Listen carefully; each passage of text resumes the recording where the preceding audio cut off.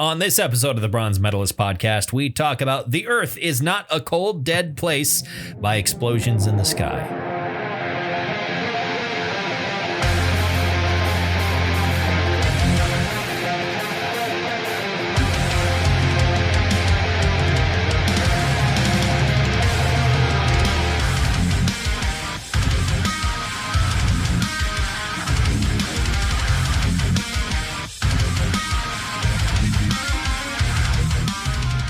Hi, everyone. Welcome to another episode of the Bronze Metalist podcast. I'm Kale. I'm OJ. We're two professional broadcasters. We like metal and we like to talk about it. But every once in a while, we like to take some time and talk about some albums that aren't metal that we like anyway. March and September. And that's one of those times. This is March. It is. This is one of those 2 months. It's Smarch. Smarch. Although... You would maybe not think it's March if you were to look outside. Yeah, March in North Dakota. In North Dakota, you'd think it's March. Right. Okay. Here's how I love about North Dakota in March. Yeah. Not so much in April, but in March. Yeah. What you do is you pull back the curtain and you look outside and you see green grass and kids running around in shorts and a butterfly goes by. Yeah. And then you pull the curtain back and you quickly pull it again and it's a blizzard. Yeah. That's March in North Dakota. You never really know exactly what it's going to be. Yeah, it's going to be both of those things all the time. For sure. It's in any given March, there will be at least one day where it's beautiful. Just gorgeous. You're like, what is it? May? And then there will be almost certainly several more days where you go, fuck, it's like it's fucking December all over again. My least favorite month in North Dakota is April. I agree. Yeah, I'm with you there. April almost always sucks. Yeah, it's not warm enough to do warm outside stuff. It's not cold enough to do cold outside stuff. And it's not cold enough to snow either. Right. It's a month of nothing but fucking cold rain. Cold rain and mud. And I'm 100% with. I'm generous. Spring is my least favorite season. I'm with you here. Here anyway. Yeah. It's probably much nicer in other parts of the country and the world. But spring in North Dakota is ugly. Yeah. All that salt and dirt they had to put on the roads all winter long is now accumulating all of your stuff. And it's visible everywhere too, because it was hiding underneath and within the snow. There's fucking cigarette butts everywhere. They got thrown into snowbanks. Dog shit everywhere. And while it is wet and does rain, it never rains hard enough to wash any of that shit away. Right. It just stays damp for the whole month, and it won't rain hard enough to wash any of that away until at least the end of May. And occasionally in April we will get a apocalyptic blizzard. Apocalyptic blizzard. 55 mile an hour winds and 5 feet of snow. A couple of years ago, we had one of those. Yeah. Where I had to go up to a bar and MC a comedy show. And in order to get there, I had to dig my car out of about 4 feet of snow. Right. In order to even, get across town to go and do that. So yeah, hopefully that doesn't happen this year. Right. What could go wrong? Nothing but smooth sailing from here, Kale. Smooth sailing. I mean, hey, it's my birthday tomorrow. It is. I'll be the birthday boy. You gonna run around in your birthday suit? Yeah. I am going to work tomorrow, so probably not a great idea. Yeah. I just imagine making eye contact and not breaking eye contact with Jay Davis. With our boss. Okay, don't look too over there because Kayla's here. Naked. Which also means he walked here. Naked. I mean, it is a short enough distance. I could get from here to work without someone seeing me. You could. I could theoretically like, and there could be people there. They could just be looking the wrong way for a few seconds and they'd miss me. Because it's a block. Yeah, it's a very short distance. Right. I could theoretically make that, but it would be uncomfortable. in so many yes, it would. for everyone. For everyone. For everyone, for all reasons. But it is my birthday, and as is our tradition. Yes, I usually get something for you for Christmas, and then you get me something for my birthday. So there is a thing here that I have not looked at yet. Okay, all right, and I'm going to look at now. It's oh yeah, that's actually pretty neat looking. Yeah, what? It's a handmade leather bound. Like a journal, a journal book. A journal. Is this fucking like parchment or is this? Well, or is it like vellum or some shit? It's paper essentially. Okay, yeah, it's like where you get all the pulp and this is fucking cool, dude. That is cool. This is awesome. Thank you. Yeah, you betcha. And it smells. Yeah, it's Yeah, it smells like something you buy at like Ren Fair. Yeah, like it smells like Ren Fair. I love that smell. There's a note from the dude who made it in there somewhere. It's like, looks like a business card. Yeah. Gianto. That's neat. Yeah, and you know how to close it up there, the hasp. Yeah, it's got like a latch. That's actually really cool. See, now I have to use this. Yeah. Like I have a couple of like leather journals that I've bought in the past and gone like, I'm gonna use this. And I don't use it, but I feel like I really have. Not only because you got me this as a gift, but also because it's like a cool prop. Yeah, it does. It would make a great prop. Like you use it for D&D. Like it feels like it would be it feels like it would be some madman's tome. Right. Like I could write, like I could have sketches of creatures that should not be in here. It's a grimoire or something. It's also incredibly thick. It is thick. I mean, it's got 2 C's. Right. Thick with 2 C's. So yeah, and then what is this other thing in here? What is this? I didn't realize it was going to be assembly required. Is this like a dice tower or something? The other thing you could do with dice. Look at the diagram. Is there a diagram on the back? There is a diagram. It's a dice jail. Yeah. Yes. See, if only this somehow could reach into cyberspace and grab my digital dice sometimes as well. Yeah. Because there are times where my rolls on like D&D Beyond's dice roller for Saturday night games, they fucking hate me.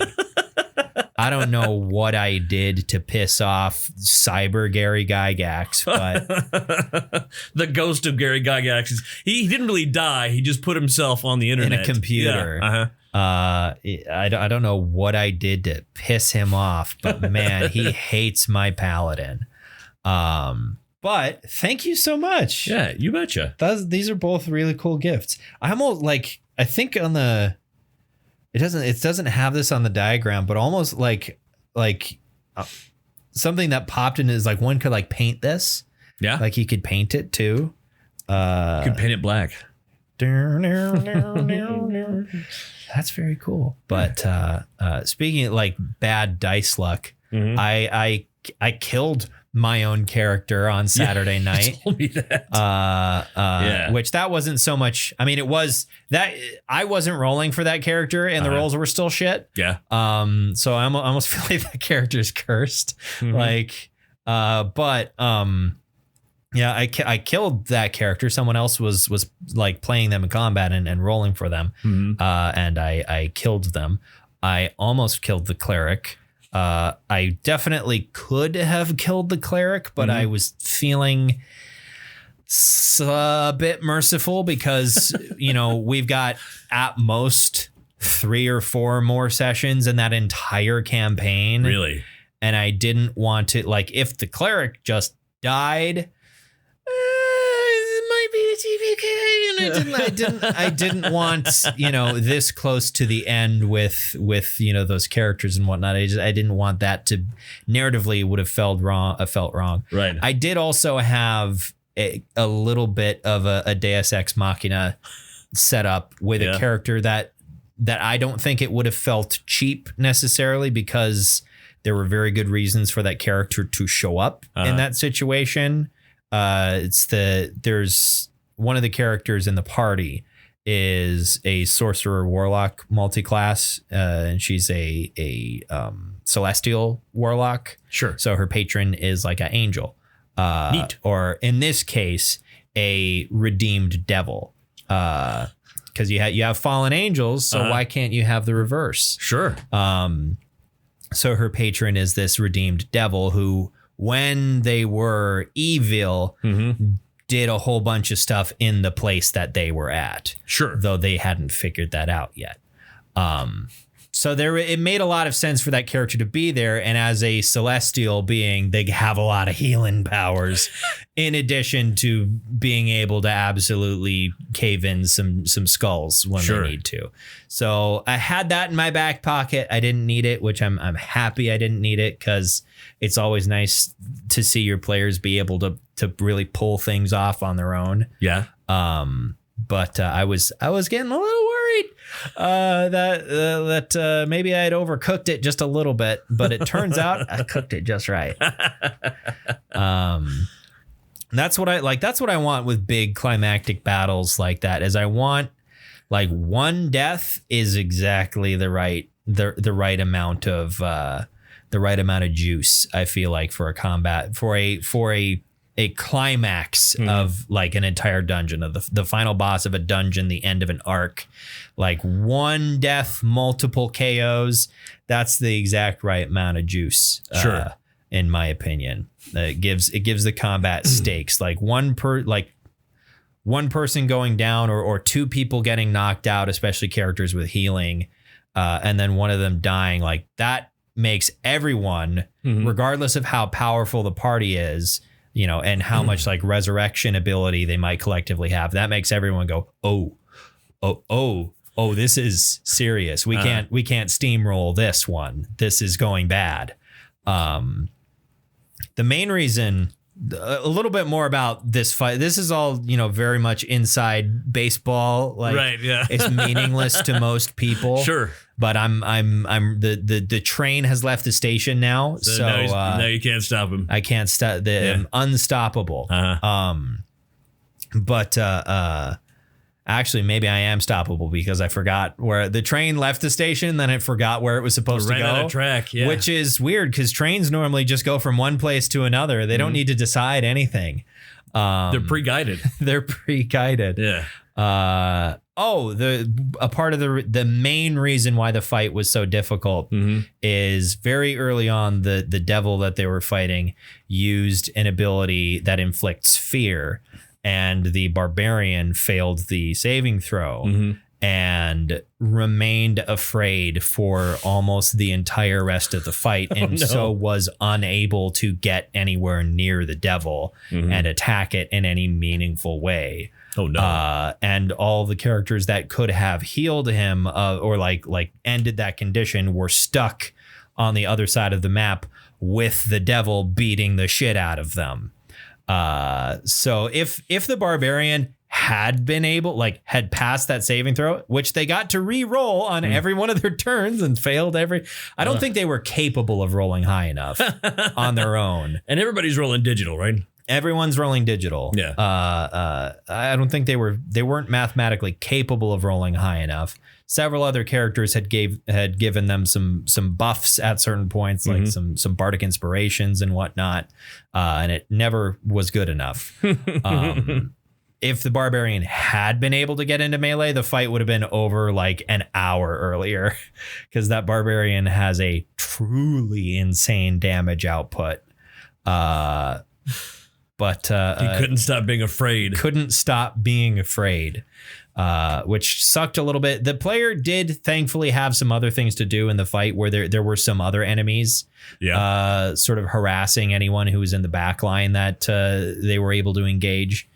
So they didn't have like a boring fight where they're like, well, I guess I'll just stand here and throw my fourth javelin at disadvantage. They had some other things to do, so it wasn't that frustrating for them, hopefully. But it was a really good fight. I'm really pleased really pleased with how that went last week. I was actually pleased about the fight that we were in. Oh yeah, because our friend Matt is running some games on Sunday while I'm finishing up with my Saturday group and occupying my DM brain with that. Right. And I've been having a great time with that too. Yeah, it's been great. Our characters have sort of developed this rapport. Well, because it's like I feel like your character is an obvious ex-pirate. Yeah, it's clear he was a pirate. Everybody knows he used to be a pirate. No, I'm a fruit salesman. Yes, that's why you are so good at absolutely annihilating everyone with a rapier. You just immediately stab someone straight through the throat every time we meet them. Your character is so deadly, and I love it. Yeah. Rogues are a fantastic class, right? And I feel like you've latched onto the combat capabilities pretty well so far. Matt also introduced a character of it reminded me, there's a guy I play with on Saturday where he tends to introduce NPCs that are just so frustrating because they are instantly hateable. like you hear them talk once and you're like, I want to kill this person. Right. And then Matt introduced a character like that on Sunday. That was just like, oh my God, I hate this person so much. I hate them so much. And we instantly talked about, do we kill this guy? In front of him. In front of him. Yeah, and he's like, I can hear you. We know.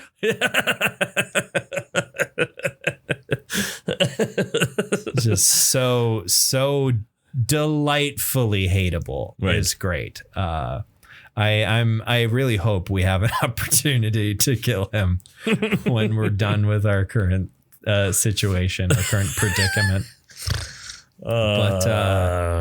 Dungeons and Dragons is a fun game. It is a fun game. And if you're out there and you're like, I'm interested in it, but I don't know if I want to play it.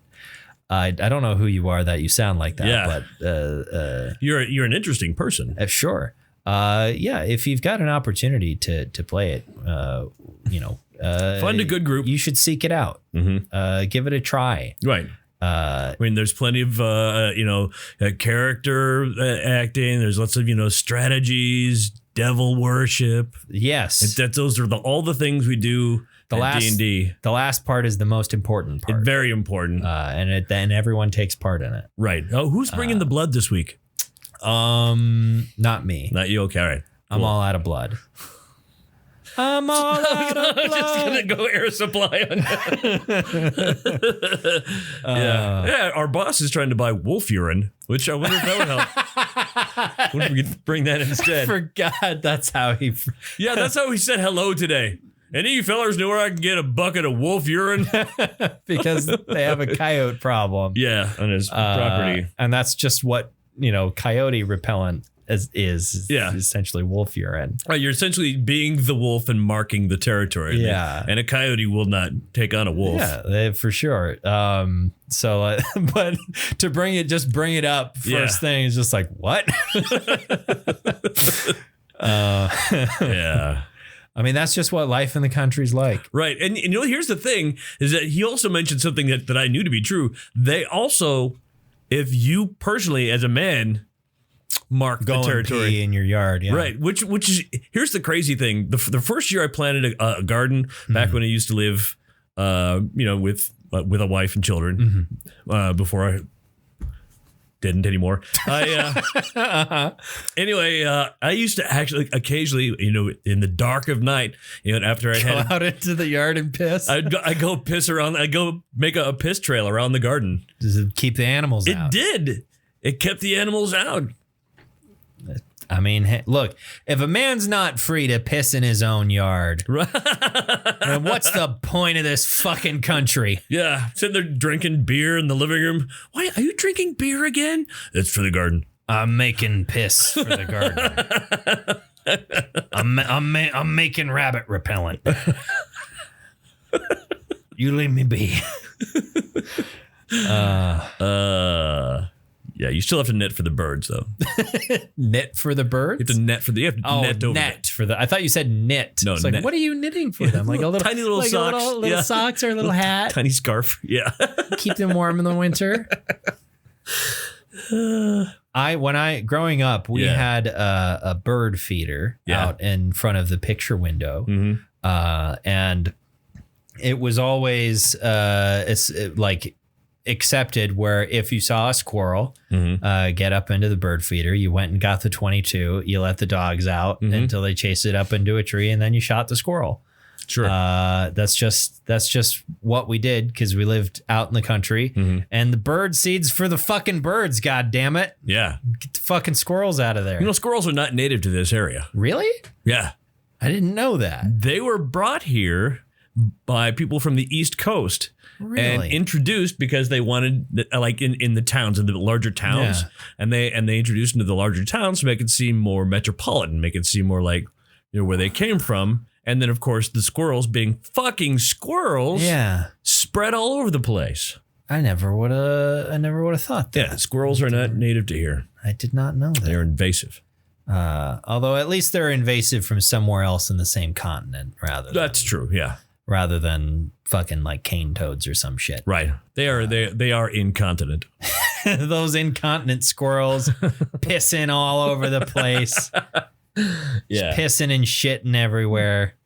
Those damn squirrels. I love to see the squirrels in like November.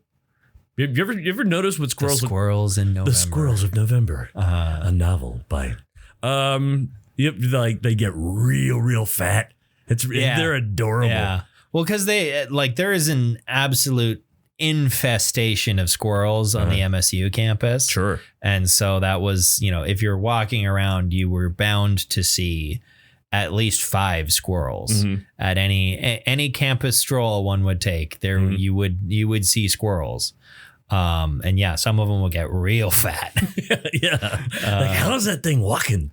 They're just a orb. There's a ball. Right. A ball. You expect to see 3 finger holes in their ass. You can go bowling for squirrels. Instead of bowling for soup. Right. Which they acknowledged recently. Have they said what it means? Yeah. You're trying to win soup. You're trying to win soup. Yeah. By bowling. Okay. Which honestly makes more sense because there is like in college they would have bowling competitions or whatever, and you could win prizes and it would be like food. So you could, I guess, really theoretically go bowling for soup in college. Yeah, that sort of thing, happens a lot in college. Bingo is another thing. Colleges will have bingo nights, and the prize will be like a microwave or something. Sometimes it would be money, but there would often be several prizes. I didn't go to many of those. Surprise, surprise. I didn't go to a lot of the social functions. It's funny because you said the B word just now, and it still gives me every day, every time I hear it, all the time, and I hear it all week. It gives me this just slight amount of just anxiety. What word did I say? Bingo. Oh, sorry. Yeah. I'm sorry. I reminded you. So that's my night job. I call bingo. Yeah. Do you? People get angry about it. I can't play the game. You can't enjoy bingo anymore. I mean, I never could. I've never played it in a bar. Never played bingo. Okay. I've never played, but I played it in a school, and then I forced myself to play because it's for PTA. It's for the kids. We're doing this to, there's a reason. But like, if I'm actually out to have fun, looking at bingo cards is so stressful. I see bingo. I wouldn't even think of it as a fun activity. Right. Like, that's my opinion of most activities. Most activity. That's my opinion of most. I guess is it bingo at the bar is theoretically gambling? Yeah, it's a casino game. You're paying. Yeah, you're paying. You're giving money for a chance to win. Right. Thing that's gambling. Right. Yeah, it's definitely gambling. It's kind of my opinion of most forms of gambling where it's not my idea of fun. Right. Generally the paying money to have the chance of something good happening to you does not appeal to me, really, really at all. Like, like to the it's like I think for people, it's just the idea that they have a chance to win something gives them their dopamine hit. Right. Like they don't necessarily need to win. If they do win, that's great. But the whole time it's the anticipation they're kind of getting. And for me, the whole time I'm sitting there fucking bored. Right. And here's the thing that I've noticed working in the industry of gambling for almost 30 years now is that for a lot of people, winning is the antithesis of the fun. Yeah, they don't, because then it's over. Yeah, they don't. Well, yeah. I mean, not necessarily. They're really they don't know they're doing it, but they're playing to lose. Yeah. Yeah, the real payoff is when they fuck it all away.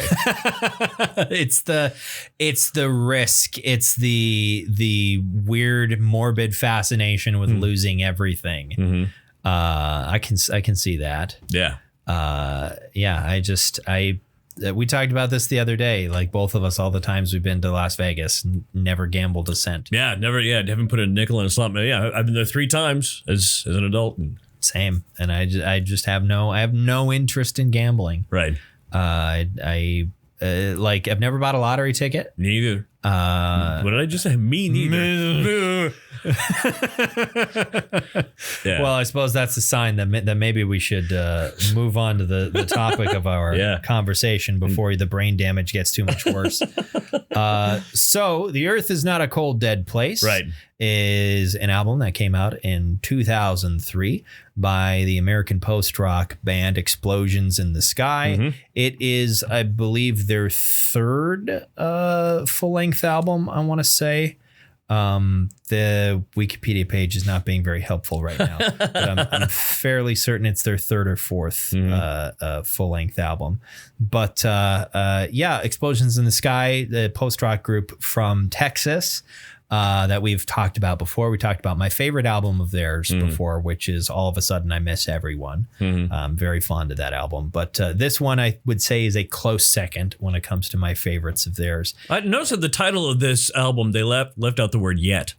It's not a cold, dead place yet. Yeah. The actual finish of the completion of that sentence, because there is a little bit more, is because you are listening, which is on one side of the vinyls that I have. Right. It's a 3-sided disc. Yeah, it's a 3-sided disc. It's a 3-side album on vinyl, which is how I listened to it today for my re-listen. But this was put out 2003.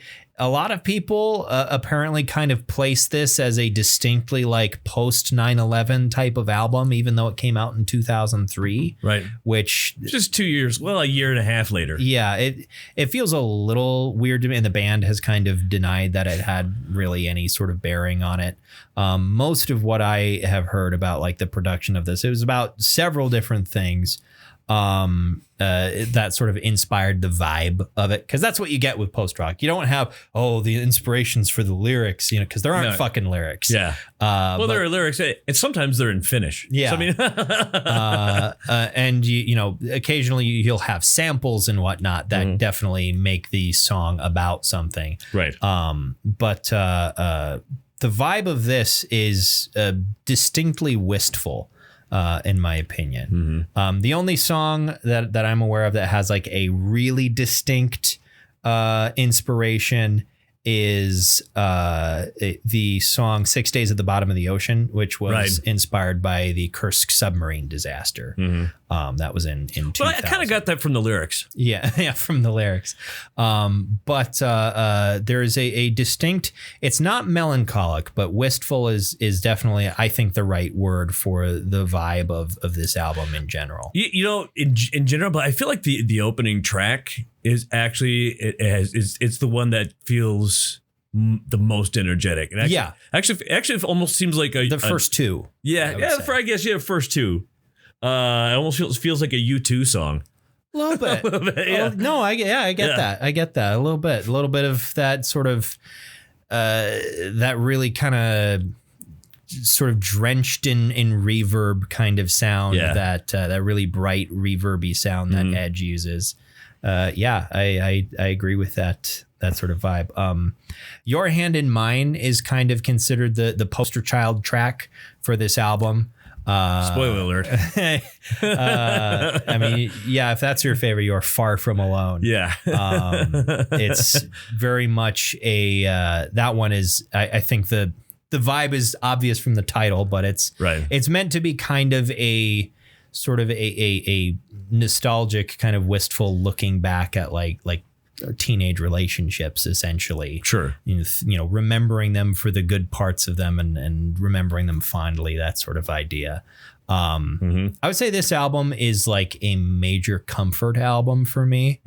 I think partially because of that sort of, I'll say it again, wistful sort of vibe to the album as a whole, because you know me, I like my sad, I like my depressing, I like my melancholy music, but I'm not always in the mood for that sort of thing. Sure. That's why we have March and September. Of course. And so, you know, there's definitely plenty of times where I'm looking for something that is, while still very emotive, not necessarily quite so down, something that's going to feel a little bit brighter, a little bit more positive. And this album really kind of hits a very sweet spot for that sort of feeling. Yeah, I found that out myself. When this actually has a utilitarian factor to it. I mean, I was going into my kitchen and I'm like, that's just so much shit. I took the stove apart. All my dishes are dirty. There's rotten food on the table. There's a crock pot over here that has soup in it from 2 weeks ago. And then I put this album on it, and it's like he grabbed my hand and said, "It's okay, man. It's all right. It's all right. Just run the sink full of water one step at a time. You can get it done. We got this. Don't worry about it. You got this, bro. Now the kitchen's clean." There you go. Yeah, no, I think I've, maybe not this album, but I've definitely done that with other albums in the past. They tend to be a bit more eclectic in their sound, but like a lot of Caspian albums kind of do a similar sort of thing for me. And We Lost the Sea does that for me. Yeah. Just post rock in general. It's good, like theme music for, you know, just being by yourself and doing stuff. Yeah, because I remember one hot summer. This was early. One hot summer. Yeah. I was mowing the backyard and I was listening to Exodus, and then I caught myself about ready to not stop the lawnmower, but still pick up the lawnmower and fucking chuck it. And throw it at something or someone. Right. It was 110 degrees and I'm trying to mow this goddamn lawn. And then somehow I looked down on and I said, you know what? Guy, Exodus, love you guys, but you're wrong right now. You're not the vibe. You're not the vibe. I think it might have been Caspian I switched to, and I listened to it and I went, all right, let's get this lawn mowed. Then I'll piss around the garden. On the fresh cut grass. Piss on that fresh cut grass. Yeah. Oh yeah. Yeah, no, I think this album in particular may have started my sort of, shall I use the romantic language and call it a love affair with post-rock, to be as pretentious as humanly possible. Sure. But I think this album was really one of like the gateway albums to that sort of that entire genre that I've become very fond of over the years. This album, and probably sort of on the other, like, post-rock I would describe as a spectrum of music. It's almost less of a genre and more of a whole spectrum of music. And on one end you have bands like Explosions in the Sky, which are very kind of tight and have a very particular sound that I've heard described as like sparkle and combust, of like having these really twinkly sort of very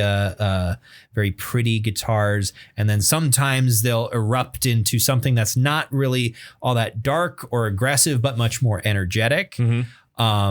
And then you have on the other end of the post-rock spectrum, you have fucking weird shit like Godspeed You Black Emperor. And it was this album and Lift Your Skinny Fists Like Antennas to Heaven Yeah. at the same time. Yeah. Listening, within the same month of each other, that sort of brought me into post rock, and it was weird. Like, I acknowledge that's maybe a weird way of doing it, of going like, here's the most accessible thing in the genre, and here's one of the weirdest things in the genre, right. And somehow I like both of them, and I think that just sort of was a sign of where my music tastes would go from there, that I immediately latched onto both sides of post rock as a genre. Right. Because Lift Your Skinny Fists is an amazing album. It's gorgeous. It's a beautiful album. It's weird. Yeah. There are some fucking weird moments on that album. You know how you know it's weird? How? Because the car was on fire. That's not that's F sharp, A sharp, infinity. Yes. There's no driver at the wheel. That is F sharp, A sharp, infinity. Yeah, that's their first album, which I mean, I listened to very shortly after Lift Your Skinny Fists. Yeah. And I liked that as well.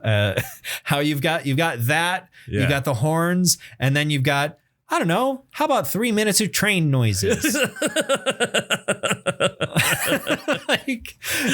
And then you compare it to like Explosions in the Sky, which is so different. Right. And then like Caspian, I discovered it around that time, and This Will Destroy You is another post-rock band, which I don't think we've ever talked about. We've never talked about This Will Destroy You. Maybe we talked about their most recent full album. Might have been a couple of years. It was a while. It would have been like 2018 or 19 that we talked about that. It's been a while since they've put out, unless I've missed something, which is possible. I haven't paid super close attention to them, but they did like a 2-part album. That was in 2 separate releases that they did. And then a few years later, I think in like 2020 maybe, they did they released as an album stuff that they wrote as like the soundtrack for a restaurant, which sounds weird, but it was for like a specific restaurant, a specific like with restaurant different areas experience. Yeah. That you could walk between. And that's actually a really good album. There's some really good music on there that I like a lot. Some really good ambient music. That's very good. But, it's hard to consider that one of their like albums in a traditional sense. See, I really enjoy like pre-post rock ambient music. Yeah. I like a lot of that. I actually appeared on an ambient rock album. Yeah. Were you standing in the room while it was being recorded? No. We were it was a friend of mine. We were in his studio, his studio / workroom / library / I think kitchen. It was all those things. It was a multi-purpose room. It was a multi-purpose room. and he's like, just keep the headphones on. Don't do anything drastic. Just make some sounds. And then at one point, I was so proud of myself because I made him really happy because I found a box full of pencils. Okay. And I just got it going like this. You were making ASMR. Making basically it was like rain sticks because everything was very echoey and And he was like, "That's great. All right, keep that going, man. We're just gonna leave these amps on." Yeah. For the next 24 hours, and that'll be the album. If you could just touch the body of this guitar, just give the body of this electric guitar a tap. Yeah. And let that, we're going to turn everything all the way up, and we just want you to tap on the body of this electric guitar, and that'll be the album. Tap on it once. That's my impression of experimental ambient music of the 80s and 90s, apparently. Right. I said that the band is there at the cafe having eggs and coffee, and what are you guys doing? Oh, we're recording an album right now. Really? When do you go back in? Oh no, we're doing it right now. We're doing it right now. Yeah. It's happening. We set everything up before we left the studio. The engineer had to sit there and wait. That reminds me, we need a to-go bag. Yeah. We're going to bring something back for him. Bring in some flapjacks for the engineer. Bring him some pancakes because we're at IHOP. while our ambient album is recorded. Everyone knows if you're recording an ambient album, you go to IHOP. If you are taking a break from recording a metal album, you go to Denny's. Right. That's those are the rules.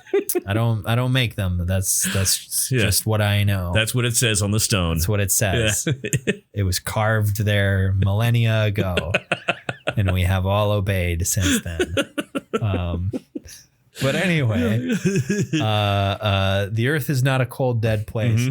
I have a particular habit with this album where the drum beat of the first song, which, to remind myself here, Spotify does not like to hold on things anymore. So give me one moment to pull up the song list for this one's the first song, the only moment, or sorry, First Breath After Coma. First Breath After Coma. That first song there. God, you fucked me up. Sorry, man. It's okay. That song, the drum beat in some parts, I have like a habit that I can't go, like going along with the beat. I'll go, the earth is not a cold, dead place, and then repeat. I don't know if that's intentional, but it fits. It fits right in there. Sure. You can do that, and I can't. Like it's forever in my head that's like meant to be there, because to me it just fits so perfectly, and it's been that way for years. Anytime I hear that song, I'll start doing that. I'll say it out loud as I'm listening to it. It's weird. What's your favorite song on the album? We'll just skip to that because I feel like some of the other discussions are somewhat irrelevant. I do enjoy the first song quite a bit. First Breath After Coma. Yes, we're gonna say the name of the song. First Breath After Coma. But Your Hand in Mine is Your Hand in Mine is fantastic. I actually for this one, and I think in the past, maybe I would definitely have said Your Hand in Mine. I think for me, the more I listen to it, I really like the Only Moment We Were Alone. Oh, sure. I like the song is very dynamic. Our favorite word. The D word. The big D. Yeah. Dynamic. That's what Clay Walker? No, that'd be it's oh my God, I'm forgetting his name. What? He's is that Mark Chestnut? Mark Chestnut, thank you. Yeah, because we made the joke about him last week. Right. I don't remember the joke. Something about a Christmas album. Well, there was Mark Chestnut roasting on an open fire. Mark Chestnut roasted by an open fire. And then it was by an open fire. Spit roasted by an open fire. And then we were talking about him getting spit roasted in the sexual sense. You had to be there. Just thinking about it. Because he's going through all that big D. And the big D's going through him. Yeah.